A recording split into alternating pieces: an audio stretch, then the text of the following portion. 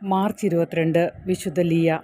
തൻ്റെ സമ്പത്ത് ഉപേക്ഷിച്ച് സമർപ്പിത ജീവിതത്തിലേക്ക് പ്രവേശിച്ച് സന്യാസത്തിലൂടെയും പ്രാർത്ഥനയിലൂടെയും വലിയ വിശുദ്ധി നേടിയ ഒരു വിധവയായിരുന്നു അവർ.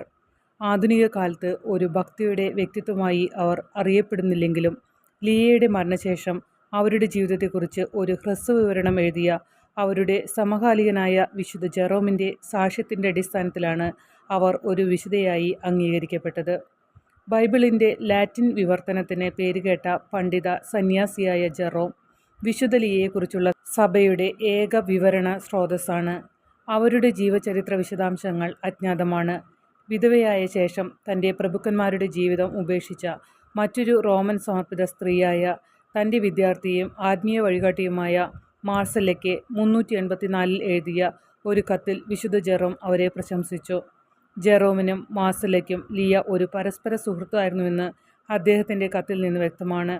സാത്താനെ ചവിട്ടിമെതിക്കുകയും ഒടുവിൽ സ്വയം സമാധാനത്തിൻ്റെ കിരീടം നേടുകയും ചെയ്ത ഒരു ആത്മാവിൻ്റെ മോചനത്തെ സന്തോഷത്തോടെ വാഴ്ത്തുക എന്നാണ് തൻ്റെ വിവരണം എഴുതിയിരിക്കുന്നതെന്ന് ജെറോം പറയുന്നു.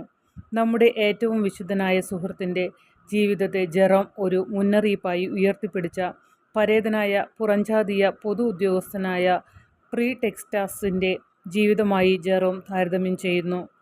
നമ്മുടെ പ്രിയപ്പെട്ട ലിയയുടെ ജീവിത രീതിയെ ആർക്കാണ് വേണ്ടത്ര പ്രശംസിക്കാൻ കഴിയുക? കർത്താവിലേക്കുള്ള അവളുടെ പരിവർത്തനം അത്ര പൂർണ്ണമായിരുന്നു. ഒരു ആശ്രമത്തിൻ്റെ തലവയായി അവൾ അതിലെ കന്യകമാർക്ക് സ്വയം ഒരു യഥാർത്ഥ അമ്മയായി കാണിച്ചു. മൃദുവായ വസ്ത്രത്തിന് പകരം പരുക്കൻ ചാക്കുതുണി ധരിച്ചു. പ്രാർത്ഥനയിൽ ഉറക്കമില്ലാത്ത രാത്രികൾ കടന്നുപോയി. ഉപദേശത്തേക്കാൾ കൂടുതൽ മാതൃകയിലൂടെ അവളുടെ കൂട്ടാളികളെ പഠിപ്പിച്ചു.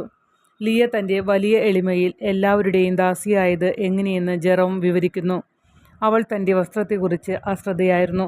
മുടി അവഗണിച്ചു. ഏറ്റവും പരുക്കൻ ഭക്ഷണം മാത്രം കഴിച്ചു. എന്നിരുന്നാലും അവൾ ചെയ്ത എല്ലാ കാര്യങ്ങളിലും ഈ ലോകത്ത് അവൾക്ക് പ്രതിഫലം ലഭിക്കാതിരിക്കാൻ അവൾ ആഡംബരം ഒഴിവാക്കി. റോമിൻ്റെ പുരാതന ബഹുദൈവ ആരാധക പുറംജാതീയ മതത്തിലേക്കുള്ള തിരിച്ചുവരവിനെ പ്രോത്സാഹിപ്പിച്ചുകൊണ്ട് ജീവിതം ചെലവഴിച്ചതിന് ശേഷം ലിയയുടെ അതേ വർഷം മരിച്ച പ്രീടെക്സ്റ്റസിൻ്റെ വിധിയുമായി ജെറോമിൻ്റെ കത്ത് തൻ്റെ വിധി താരതമ്യം ചെയ്യുന്നു. യേശുവിൻ്റെ ഉപമയായ ലാസറിനെയും ഡൈവിനെയും കുറിച്ച് സന്യാസി വീണ്ടും പറയുന്നു. ദരിദ്രനും ദുരിതമനുഭവിക്കുന്നവനുമായ മനുഷ്യൻ്റെ സ്ഥാനത്ത് ലിയയെ ഉൾപ്പെടുത്തിയിട്ടുണ്ട്. ഒരിക്കൽ യാചകനായ ലാസർ ധനികൻ തൻ്റെ ധൂമവസ്ത്രം മുഴുവൻ ധരിച്ച് പീഡിപ്പിക്കപ്പെട്ടിരിക്കുന്നതായി കണ്ടതുപോലെ ലിയ കോൺസലിനെ കാണുന്നു. ഇപ്പോൾ അദ്ദേഹത്തിൻ്റെ വിജയവസ്ത്രത്തിലല്ല, മറിച്ച് വിലാപത്തിൽ വസ്ത്രം ധരിച്ച് തൻ്റെ ചെറുവിരലിൽ നിന്ന് ഒരു തുള്ളി വെള്ളം ചോദിക്കുന്നു. അങ്ങനെ ദരിദ്രയും വിലയില്ലാത്തവളുമായി തോന്നിയ ജീവിതം ഭ്രാന്തായി കണക്കാക്കപ്പെട്ട ലിയ രക്ഷയിൽ വിജയിക്കുന്നു. എന്നാൽ അവിശ്വാസത്തിൻ്റെ ശിക്ഷ തിരഞ്ഞെടുക്കപ്പെട്ട കോൺസൽ എലക്റ്റിൻ്റെ മേൽ പതിക്കുന്നു. മരണത്തിന് തൊട്ടുമുമ്പ് വിജയകരമായ ഘോഷയാത്ര നയിക്കുകയും പിന്നീട് വ്യാപകമായും വിലപിക്കുകയും ചെയ്തയാൾ. വിശുദ്ധ ലിയയുടെ ജീവിതത്തിലെ പാഠം ഓർമ്മിക്കാൻ മാർസല്ലയെ പ്രേരിപ്പിച്ചുകൊണ്ടാണ് ജെറോം തൻ്റെ കത്ത് അവസാനിപ്പിക്കുന്നത്. പണം നമ്മെ ഭാരപ്പെടുത്താനോ ലൗകിക ശക്തിയുടെ വടിയിൽ ചാരിയിരിക്കാനോ നാം അനുവദിക്കരുത്. ക്രിസ്തുവിനെയും ലോകത്തെയും സ്വന്തമാക്കാൻ നാം ശ്രമിക്കരുത്. ക്ഷണികമായ കാര്യങ്ങളുടെ സ്ഥാനത്ത് ശാശ്വതമായ കാര്യങ്ങൾ വരണം. ശാരീരികമായി പറഞ്ഞാൽ നാം ദിവസവും മരണത്തെ പ്രതീക്ഷിക്കുന്നതിനാൽ അമർത്യത ആഗ്രഹിക്കുന്നുവെങ്കിൽ നാം വെറും മർത്യരാണെന്ന് നാം തിരിച്ചറിയണം.